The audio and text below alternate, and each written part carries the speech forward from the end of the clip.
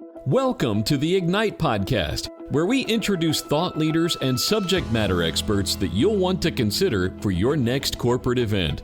Now, here's your host, Dennis Warden. Well, I want to welcome you to the Ignite Podcast, and we've got a very special guest. I've been looking forward to Ryan Lowe being our guest. Ryan, welcome to the Ignite Podcast. Oh, Dennis, thanks for having me. Looking forward to it as well. You know what? I think it was probably about 2 years ago that Matt Emery and I sat down with you there in Louisiana and had a great lunch together, just spent some time together and enjoyed that. But one of the things that Matt and I have always appreciated about you and have really looked for in the speakers that we work with is, do they practice what they preach, you know?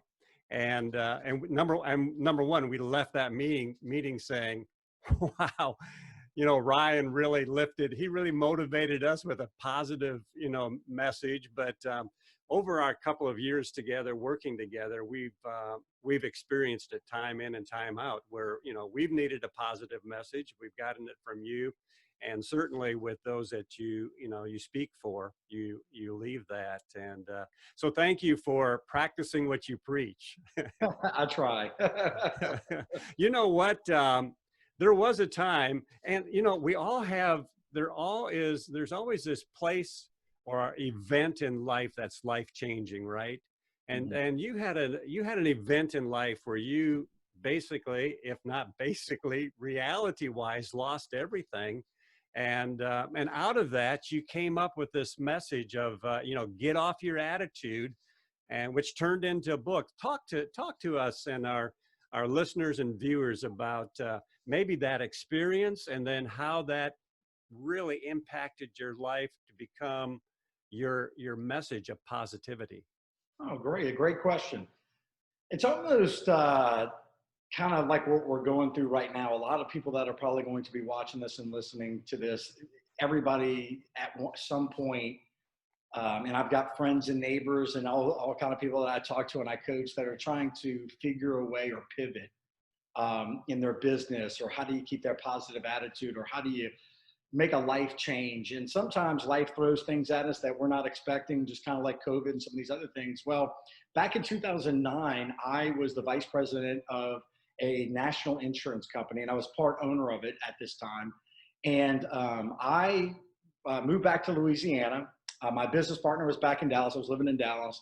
And I moved back to Louisiana, and that's when we had the mortgage bubble burst. And our insurance products were mortgage protection insurance. So we had all the mortgage companies and the loan officers selling our products. And I mean, it just felt like in a second, it was all gone. Mm. And so a lot of our clients had closed shop. They went into other businesses. They had to get out of the mortgage industry. And so really that was 90% of our business was those mortgage shops. So we closed business, and I'm back here in Louisiana, and I had no idea what I was going to do. I've been gone for about 10 years.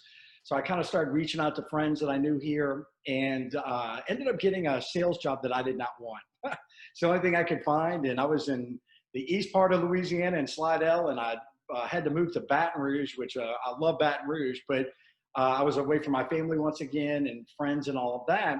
And I took a telecom sales job.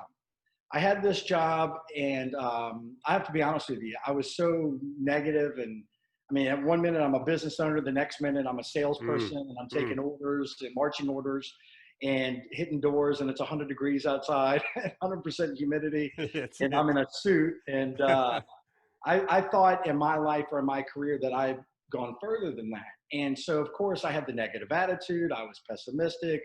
I did not want to be around anyone. I was pointing the finger, taking no responsibility.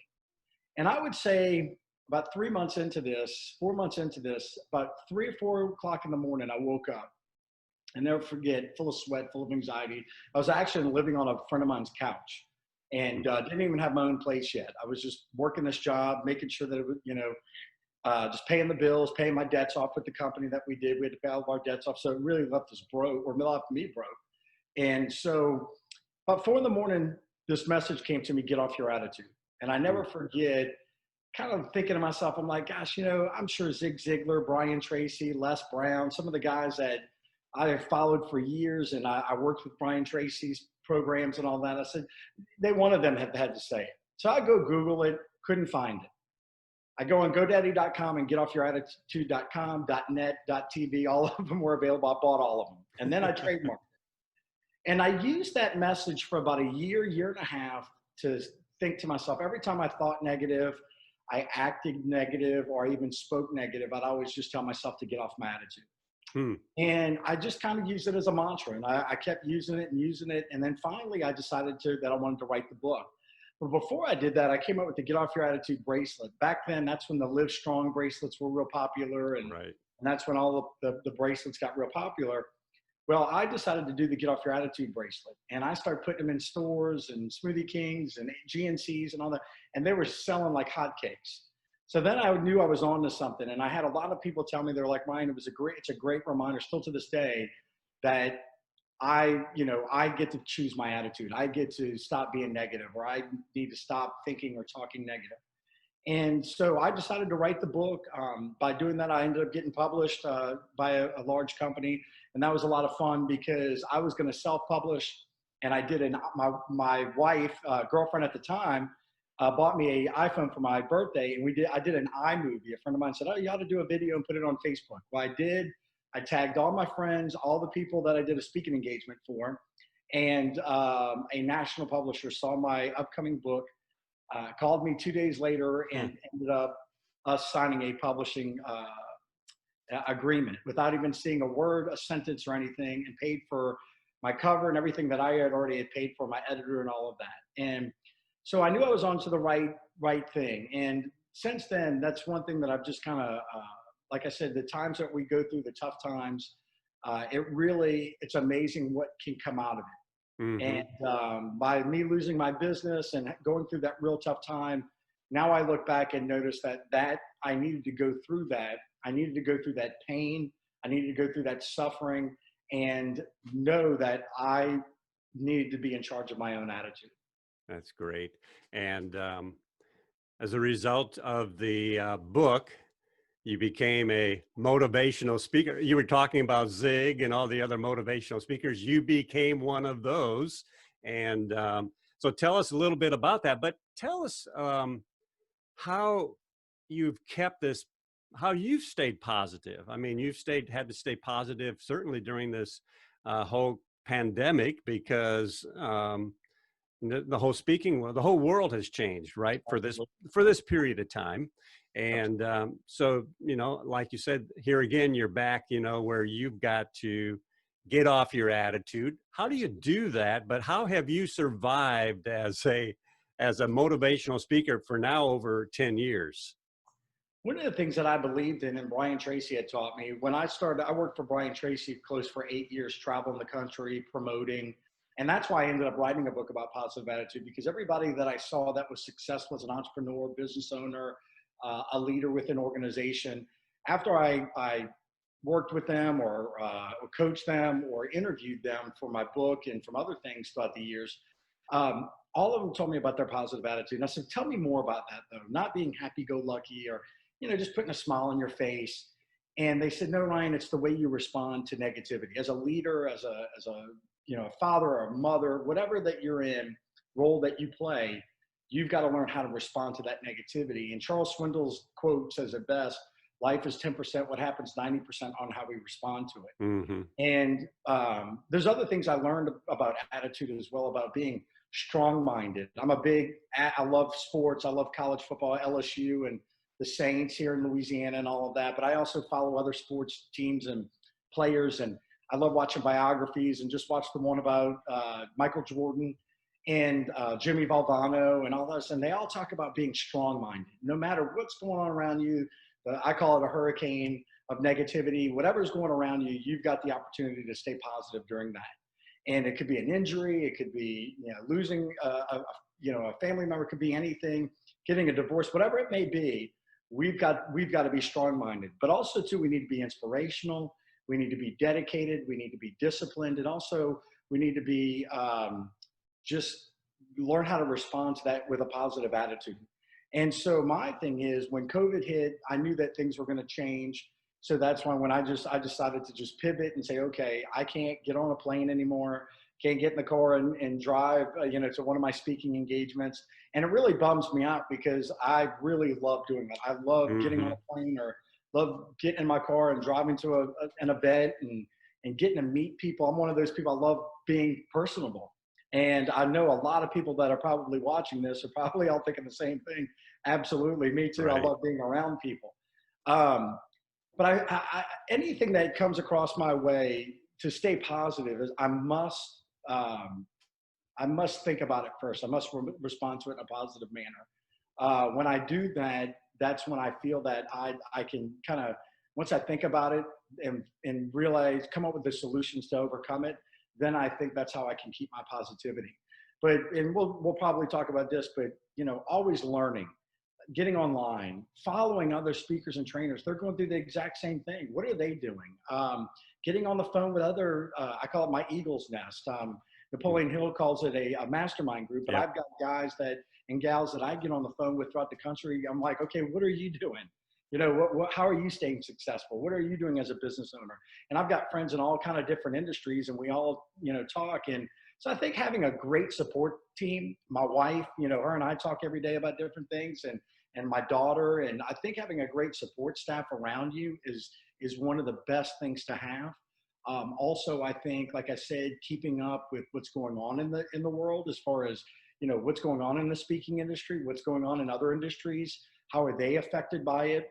And by doing that, I think by educating yourself, I think that, and then also, the main thing I'll tell you, I get up every single morning. First thing I do is I walk straight to my office behind me, and I open up the Bible and I read for about 10 or 15 minutes every single morning. Yeah. And I'll have to be honest with you. My faith is what really is the rock in all of this, because I know that there's and the great thing about getting older, I just turned 45, is you can look back in your life and, I've been diagnosed clinically depressed. I've been diagnosed with a brain tumor. I've been foreclosed on. I've been fired.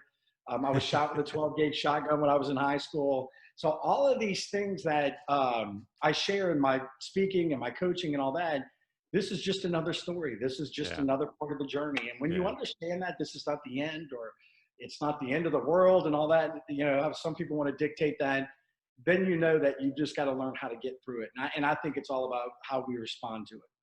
That's great. And we're talking today with Ryan Lowe on our Ignite podcast. And I think you can feel just the genuineness of Ryan.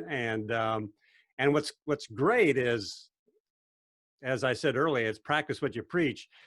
When you're on the platform, when you're on the stage, Ryan, that is, the audience feels that. They don't feel like there's somebody up there that's just a talking head. It's just you're very relational. We've always loved that in you as a speaker.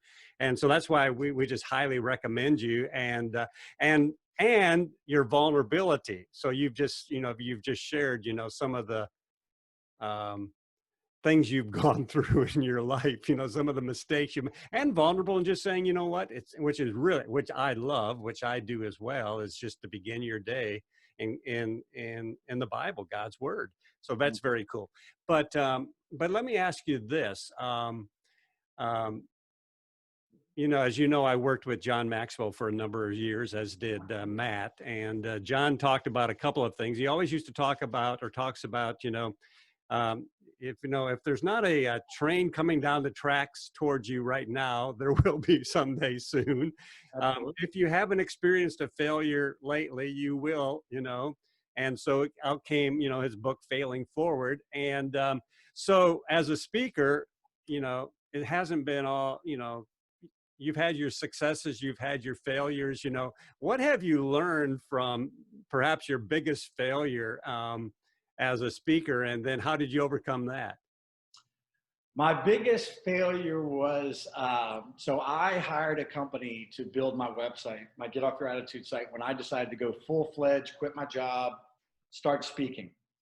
And I was lucky, I guess you'd want to call it, or blessed, or however you want to call it. But I launched this website. I was getting phone calls right and left. I mean, at least 4 or 5 people a week calling me. And I was new to the business, and I'm like, oh wow, this is easy. Okay, I got this. So I'm booking all these events in New Orleans and around the country, and all these different things. And then all of a sudden, it stopped. Google changes their algorithm, changes something, and then all of a sudden, people are not finding me. And this SEO stuff comes into play. I'm like, okay. And where I failed is that I didn't build the relationships that I should have early on. I should have stayed in touch with a lot of the clients that I had. I should have got their email addresses, should have, marketed to them, and should have, kind of kept that relationship going. And I thought, you just spoke and you left and you were gone. And, learning that process of it these days of, I've got clients that I've had for 10 years now that, stuck around, and we became friends on Facebook and all these different things. And meeting planners and business owners and things of that nature have become friends. And that's how I back to the question you asked earlier and I didn't get to answer it. That's how I've stayed in business for 10 years. Yeah. The relationships that I've built. I thought early, you just like Brian or Zig Ziglar, John Maxwell, you put up a website, you write a book and throw up a video and you're good to go. Yeah. And it's not that easy. And unfortunately, I see a lot of that. A lot of people get into our business and they think that. They think it's if they put a good website together or something, it's just going to attract people. People are going to read it and want to hire them. I think it's more than that these days. I think it really is the relationships. I think it's, what you can offer, how you can help, and also to the passion that you have. I think in any industry, anything that you do, I see people that are successful in anything.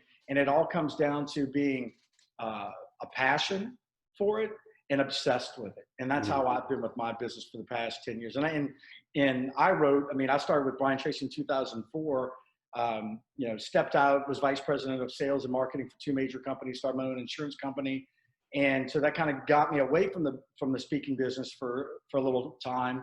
But when I started my business, I knew that's where I needed to be. Even when I was the VP of sales, I would take people to events. I'd take my staff to events. I would go to church and they'd bring in a great speaker, and whoever's sitting next to me, I'm elbowing them.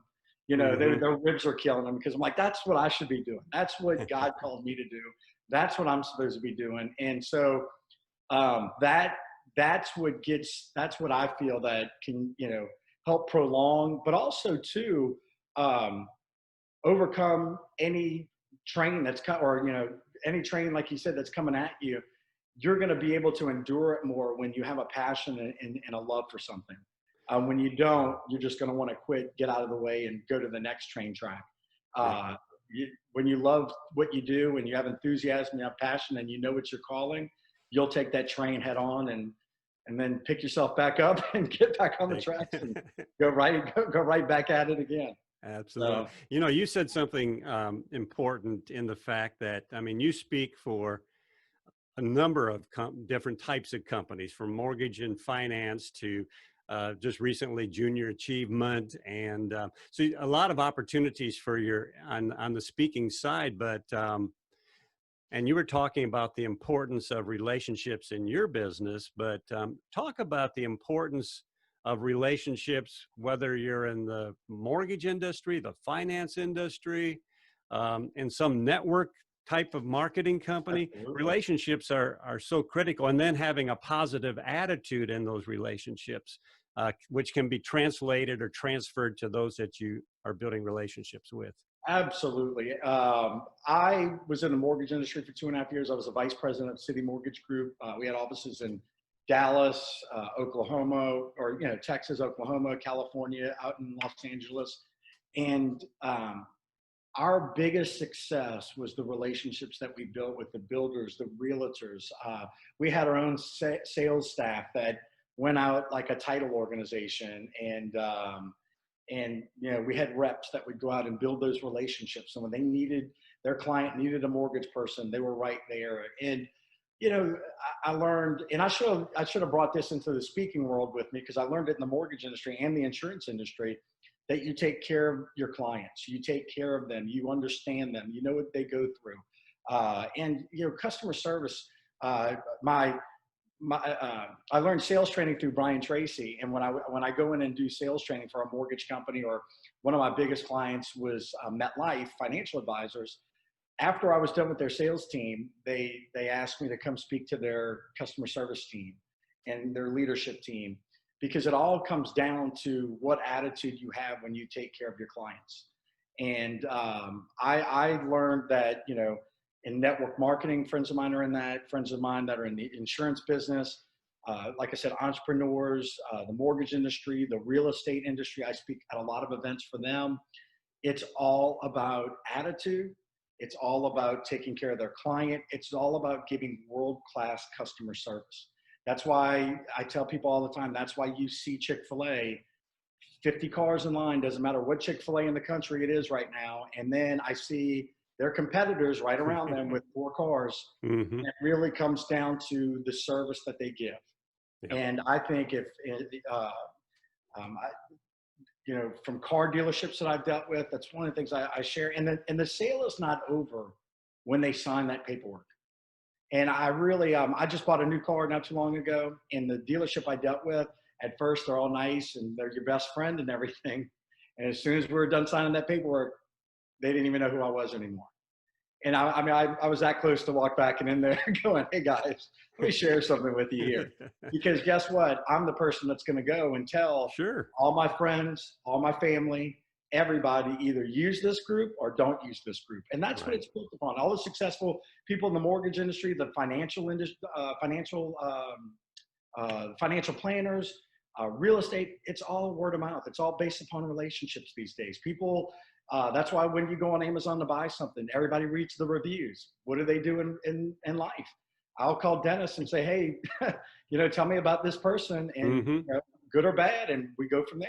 Yep. And so I think that is the number one thing to success, is having that positivity, but building those positive relationships and taking care of your relationships.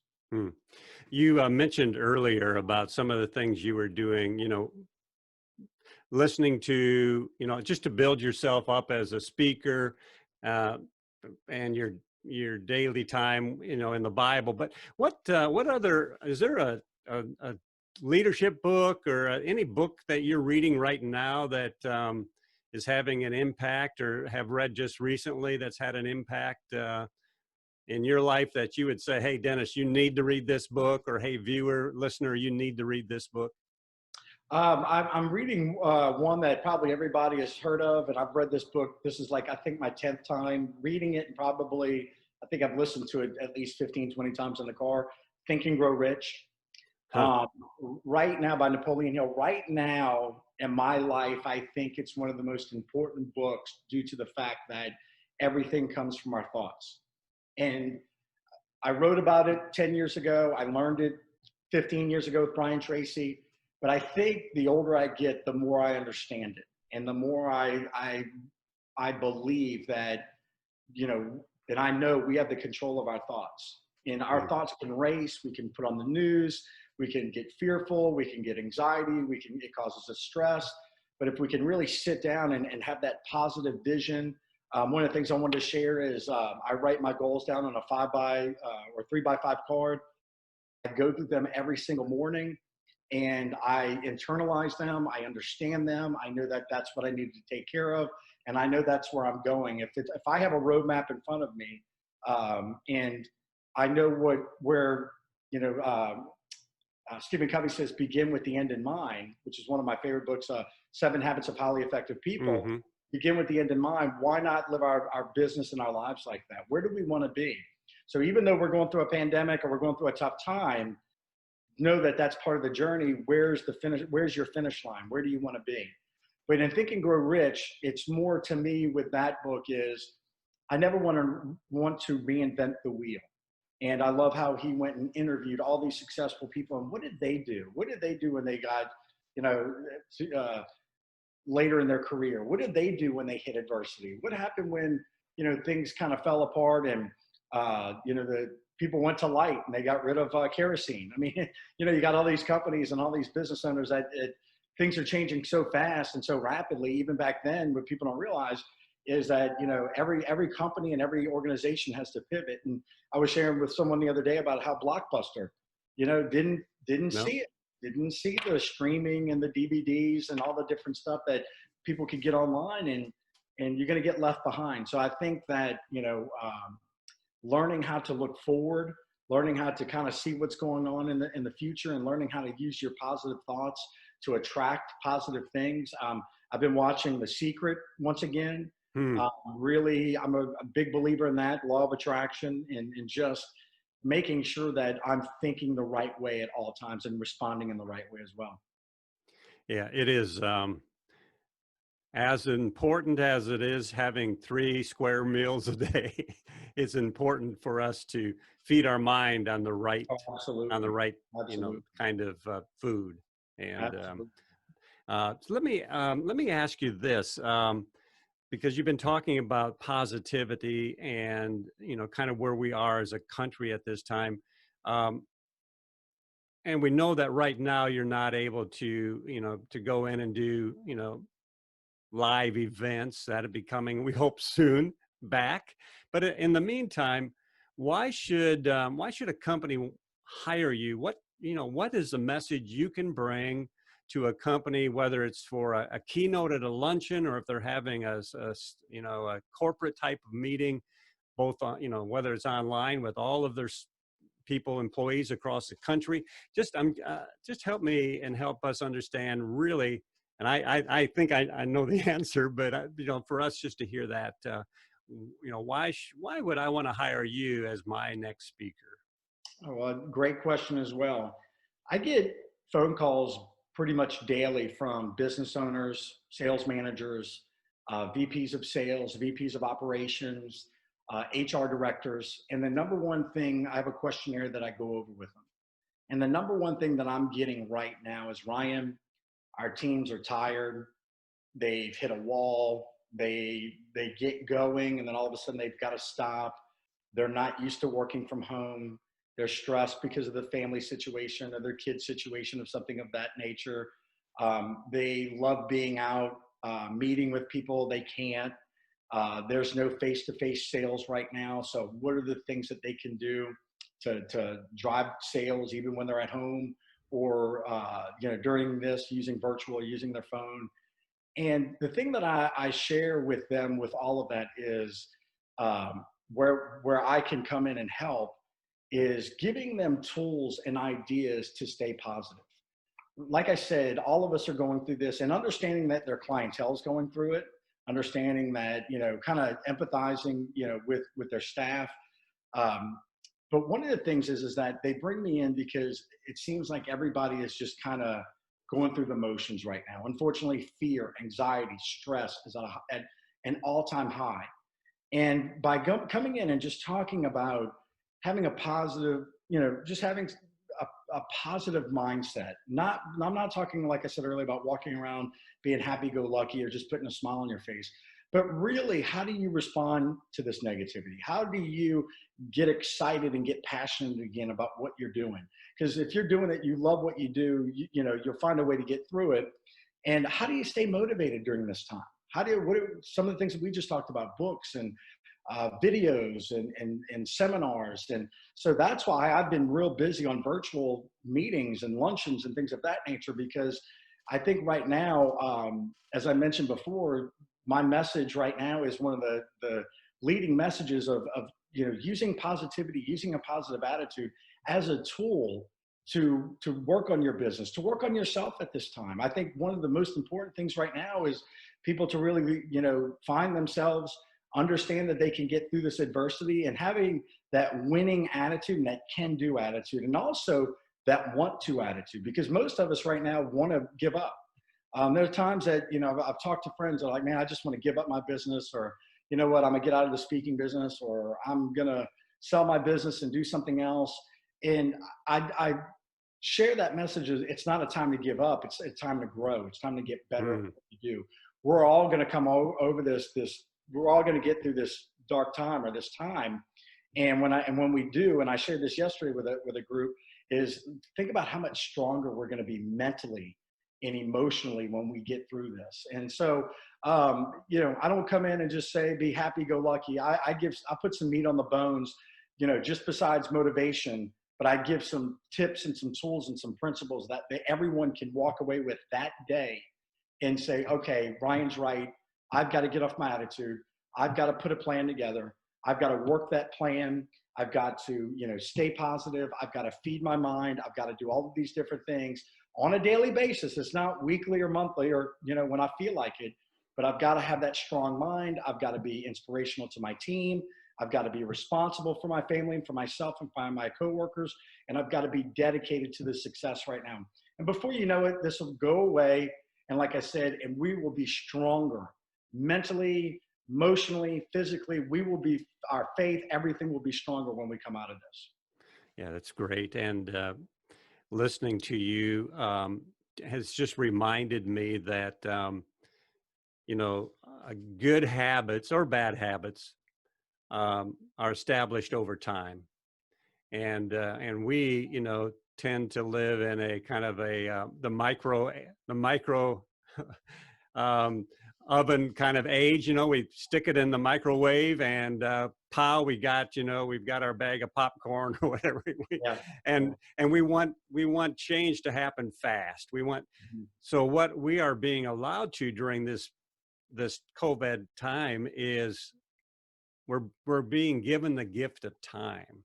Yes. Time to change our attitude, time to change and develop new habits that, like you said, will carry us on into the future, because this is not, you know, going to be the last crisis in most of our lives, but hopefully because of this one, we'll have developed habits and will help us through, you know, through the next one as well. Absolutely. Can I go back to, I love the 3x5, 4x5 cards, the goal setting cards. And I would encourage all of our, you know, I've been around for a while. So, and one of the things I love about, you know, about the life that God has been able to allow me to live is a lot of that has to go back to that day when I learned, you know, through Think and Grow Rich and through other mentors, that whole aspect of goal setting, and then reading and rereading those goals. And then as I, you know, through coaching and whatnot has only helped in that area. But on your goal cards, for those that, and we're talking with Ryan Lowe. Ryan is one of Ignite Advisory Group's great speakers on motivation and positivity. And so if you want to learn more about Ryan, go to igniteadvisorygroup.com and you'll learn more there, and we'll get some more contact information from Ryan in a second. But talk to me about those goal cards. Are they specific in different areas of your life? And because you had a clip on it, so there's more than one goal. Oh, I've got it. And are they family, work, finances, health? Talk to me about that. I've got a goal right here to be to start my own foundation, to own a building in downtown Covington, to be an international speaker. I still have a goal of wanting to travel the world and, you know, sharing my message there. To be a certified speaking professional at NSA. I've been working on that. To be in great health and great shape. So I've been working on riding my bike and doing push-ups and sit-ups at home and all of that before I can get back to the gym. Some personal goals. I love fishing, so I want to get a new boat. So yeah, I've got stuff that are personal, family, financial, health. I do it all. I cover all the bases when it comes to that. Faith. I start a men's group or join a great men's group. So I've got some really powerful things in here. And like I said, I'm one of those people, and I've got to see it every day. We're visual, and we've got to see it every day. And I learned this from one person I've never met before, but I thought was one of the most motivating people I think that's ever touched this planet, was Jimmy Valvano. They said that his wife would go pick up his dry cleaning, and the dry cleaner would hand the stack of cards back to his wife every time she'd pick up the dry cleaning. And one of his goals was to win the national championship, which he did Yeah. back in the 80s. So, but I hear all the time, like you said, from mentors and coaches and all that, the importance of having this. It's like a roadmap in front of us every single day to sit down. If I wanted to say I'm going to drive to Atlanta, Georgia from New Orleans, I'd sit down and get a map. And I think that that's what goals are. Goals are our map, our guardrails, so that we don't go off the bridge, that we have something to work for. And it's also a great reminder every morning to get in the habit of doing that, because it kind of resets your mind to say, this is where I need to spend my time. I teach time management classes in sales, and I tell people all the time, once you write your goals down, then you know where you need to spend your time, because that you're going to spend your time on the most valuable things. So, yeah, and I've got my goal books up here to my left, and I'm, like you said, visual. So I write them out, and there might be some, like if it's a bass boat, for fishing, I'll put a picture of it. Absolutely. I've found that,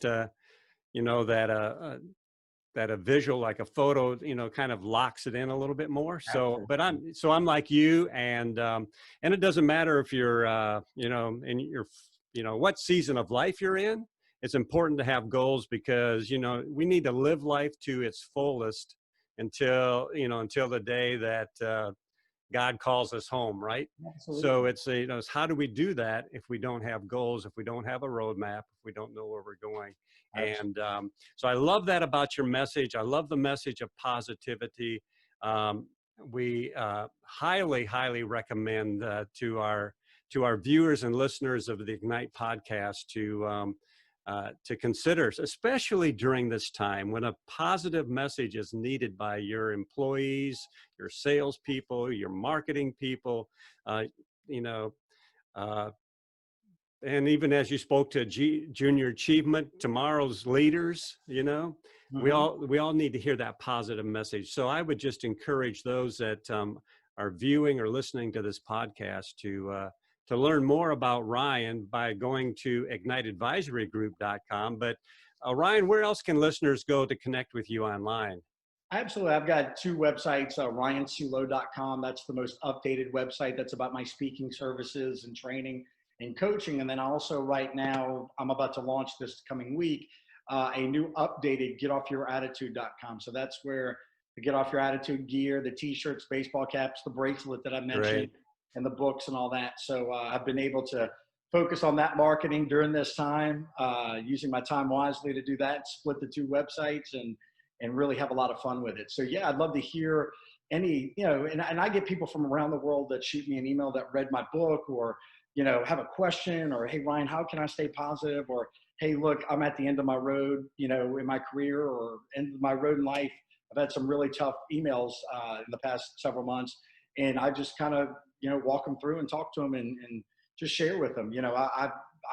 When I talk to people and when I share things with people, it's coming from the heart and it's coming from experiences. And that's why I think God put me through a lot of this negativity early in my life, and I'm sure I'll go through more, but to really know, what someone's going through. And hey, look, I've got a coach, I've got somebody that I talk to, because I hit days where I'm like, all right, I'm negative, and I know I'm being negative.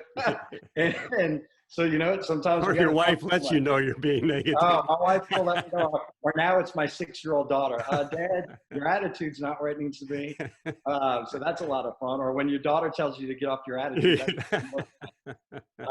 So we're all human. We're all going to go through tough times, and we're all going to get through this. And I think the great thing about motivational speakers and trainers and authors and coaches and all that, they just help us guide us through. I still listen to Les Brown and Zig Ziglar and Brian and all my guys, and John Maxwell, all the guys that I love, that, they still to this day still help me stay positive and keep me going. So hopefully I can do that for for other people as well. Love it. Love it. Let's wrap up with this question.